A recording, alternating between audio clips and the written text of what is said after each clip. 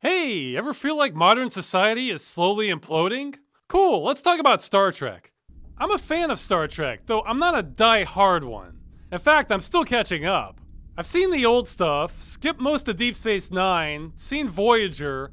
I'm currently very slowly going through Enterprise. I'll eventually get to Discovery and Picard. I've heard everyone say Discovery is bad, but I want to see how bad for myself. Though I should be careful what I wish for, since I stopped watching the movies after Into Darkness, since I honestly think they were trolling fans of the show in that one. Anyway, besides Into Darkness, which is just stupid, I have a pretty easy test for whether I'll like a Star Trek episode or not. Are we going where no one has gone before? Seeing insane aliens, anomalies, trying to blow your mind in general? Or are we having a soap opera in space? I'm out the door when it comes to the latter, but yeah, I'll stay for the insanity. Well, I want to talk about a certain episode from The Next Generation that I keep finding myself dwelling on. Now, this is not my favorite episode. That would be the Big Borg episode, followed closely by the first Borg encounter.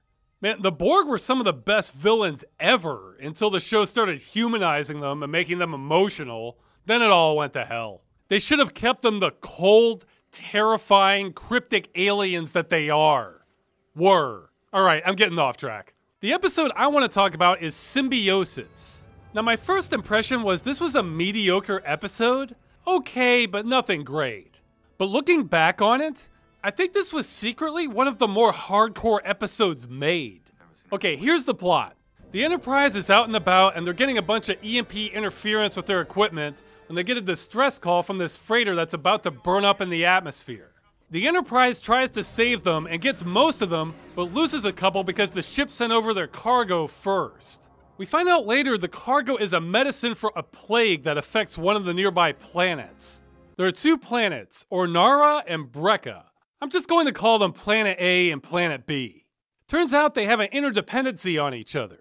Everyone on Planet A is infected with a deadly plague. There's no cure. However, the treatment for it is found in a substance that can only be grown on Planet B. So their entire civilizations revolve around this. All of Planet A is devoted to providing goods and services for Planet B, and all of Planet B is devoted towards manufacturing the treatment for Planet A. The people on Planet B are not infected with the plague. Plus, we also get the vibe that Planet A is mostly working class, and Planet B is upper class. And to complicate things, their space fleets are on their last legs and currently won't be able to make future runs without special parts. That knowledge of appears to have been lost to history? That part wasn't clear to me, but the Enterprise is helping them make replacements. Most of the episode is them arguing about who gets the shipment, since the Planet B people are acting as though they'd rather let Planet A die than not get payment for their shipment, since it went down with their ship. It's a mess, but the twist in the tale comes when Dr. Crusher sees the Planet A people take their treatment and realizes this isn't medicine at all. It's addictive drugs. Uh-oh. Turns out the Planet B people know this and have been using this to their advantage to use Planet A's population almost like slave labor. All of Planet A still thinks they have a plague and needs these drugs to live. Anyway, by the end of the episode, Picard decides he'll return all of them to Planet A with the drugs, but he changed his mind. He's not going to give them the ship parts. They're going to have to sort this out themselves. The episode ends with him talking about how great the Prime Directive is. The end. So, kind of a ho-hum episode. It's also a little ham-fisted, with 5 minutes devoted to a drugs are bad speech, okay? The whole episode was a parable on the evils of the drug trade market. It's still watchable though. Probably the most extreme example of that sort of thing was one from the original series, where the whole episode was just them saying, the Vietnam War is bad, okay? So, not the best, but whoa. Back up. What the hell did Picard just do here? Let's review. Everyone on Planet A thinks they're dying of the plague and needs the drugs. I mean, medicine. Everyone on Planet B is utterly dependent on the labor and resources from Planet A. Their space travel is now down and the episode makes it look like it's not coming back anytime soon. So instead, an entire population of what are essentially heroin addicts are going to have to go through withdrawal. That is a recipe for chaos like no other. More on that in a second. Now, Picard keeps mentioning the Prime Directive, saying, whoa, can't interfere. Except he did interfere. If the Enterprise hadn't shown up, the drugs would have burned up in the atmosphere. So let's be perfectly clear. Instead, he is telling a world of heroin addicts they are on their own. No more heroin coming. Except for one shipment left. And it contains billions of doses. Okay guys, good luck sorting that out. What the show neglects to mention is, do you have any idea how destabilizing that would be? And really, this would be even worse than actual heroin withdrawal. Now, heroin withdrawal can kill you, but my understanding is that's rare and happens in extreme cases where there's no medical supervision. This is different because everyone on the planet believes they're going to die without the drugs. Remember, Picard decided to hold the cartel's water and not tell Planet A the truth. He's giving them a slap on the back and letting them continue to believe this is life-saving medicine, not just addictive drugs. So in addition to heroin withdrawal symptoms, everyone on the planet truly believes they are going to die unless they get to this shipment. Once word gets out, everyone is going to make a pilgrimage to wherever the drugs are because they'll think that's their only chance to live. It would actually be better if they didn't have the drugs because while everyone would still crash, it wouldn't create the same level of scarcity desperation than this lone shipment would. Now there would still be loads of suicides and pandemonium overall because everyone thinks they're going to die and it's going to feel like it. But after they didn't, they could recover. But because this shipment still exists, that means whoever is in control of it will determine history. In the episode, we see their leader. He didn't look particularly strong-willed. My guess is he'll hoard it among his staff and use any defense forces to protect it. But then his defense forces might think, hey, why should we follow orders from him when we could take the drugs and ensure our survival instead? This is likely to lead to a military coup and could end up being a dictatorial situation, at least in the short term. It's highly possible war could break out over possession of this shipment because everything would be on the line. In the population's minds, it could literally be kill or be killed. Now, in the long term, anything could happen. This is a real crossroads in Planet A's history. A despot could rise to power, or maybe society recovers and comes out better than ever in the long run. Whole range of possibilities there. But for sure, that last shipment of drugs is a powder keg that is going to make everything worse. In the short term, this would be a complete nightmare survival situation straight out of a disaster movie. A lot of people are going to die from this. If Picard had told them the truth, that would probably prevent most lives lost. Now you might be thinking, what about the people from Planet B going with them? Can't they tell them the truth? Yeah, that's not gonna happen. You think they're going to let Planet A know they've been lied to their entire lives and they've secretly been toiling for their servitude? Sure, they'll say that if they want to get lynched. If they want to survive, they'll keep their mouths shut and pretend to be as surprised as everyone else when the withdrawal wears off. So that's Planet A. It's going to be hell on Earth initially, but then a period of reconstruction, changes to government and society at large. Or slipping into a dystopian dictatorial regime. Or they kill most of each other in war over the final drug shipment. Who knows, but it's gonna be interesting. And Picard's decisions made all this a lot worse. This is partially on you, Picard.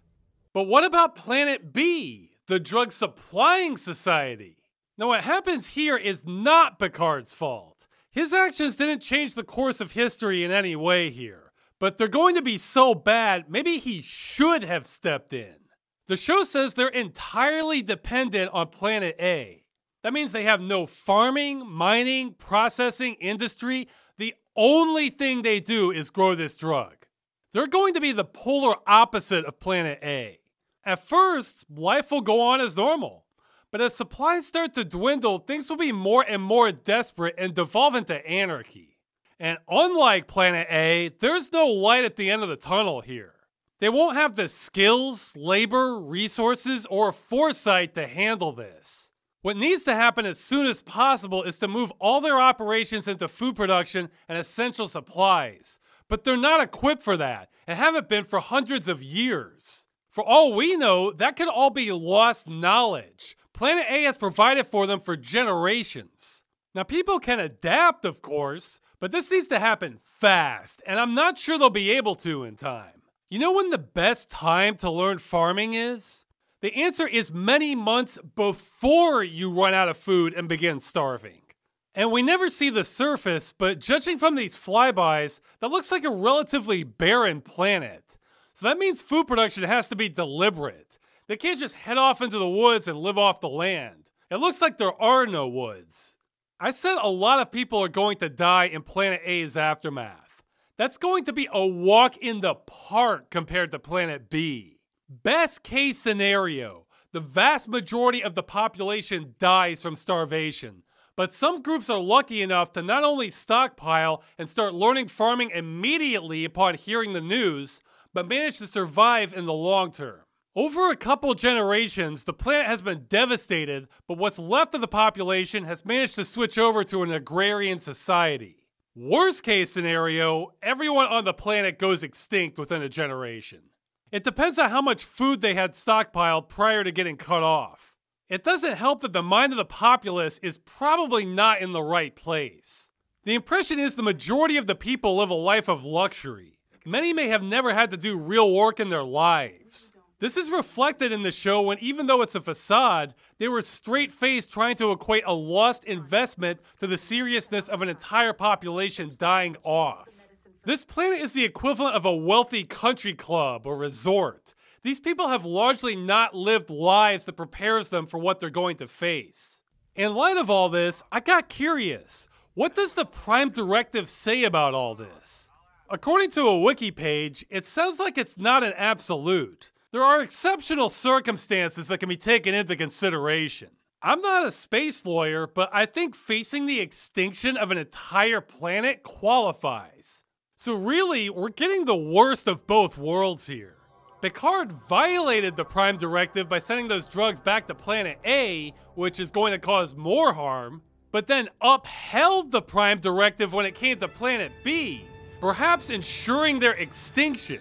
Now, I don't think Picard's a bad guy here. I think he just made bad judgment calls and was in a grumpy mood. Still aboard to take us out of orbit. Destination, sir.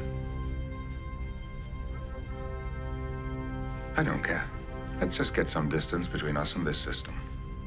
I think he didn't realize just what kind of hell he was delivering to these people. What he should have probably done is follow Dr. Crusher's advice, who was all but yelling at him to let her make up a bunch of space methadone for Planet A to help them kick the habit. For Planet B, he should have arranged a supply drop. Maybe ask for volunteers from Planet A to come help them survive, and let everybody know they're in for hard times. Just give them a fighting chance. The episode made it seem like Picard was just showing these societies tough love and how the path off of drugs is a hard one. Yeah, that love might have been a little too tough, what with millions, maybe billions dying. Partially because of their actions and more because of their lack of action. Yeah, the wiki says the population is in the thousands, but that's never explicitly stated in the episode. That's a possible interpretation from what they say. Plus, that shipment covered 4 billion doses, and they need one dose every 3 days, and the freighter pilot has done 26 runs before in his career. The math doesn't add up for thousands. I think they're in the millions at least. Most Star Trek episodes end up with a situation resolved, or resolved enough so that there's some closure. Wow, not this one. If anything, this feels like a boring prequel to something way more awesome. I can't think of any other episode offhand where I would want to see what happens next than this one. You can make an entire side series just on what happens to these two planets after the Enterprise leaves. There's so many possibilities there. Anyway, I'm sure it's hard to envision how major destabilizing changes can transform society as we know it, occurring because of a plague or cut-off supply chain, but that's why we have Star Trek. It lets us imagine these things. Okay, bye.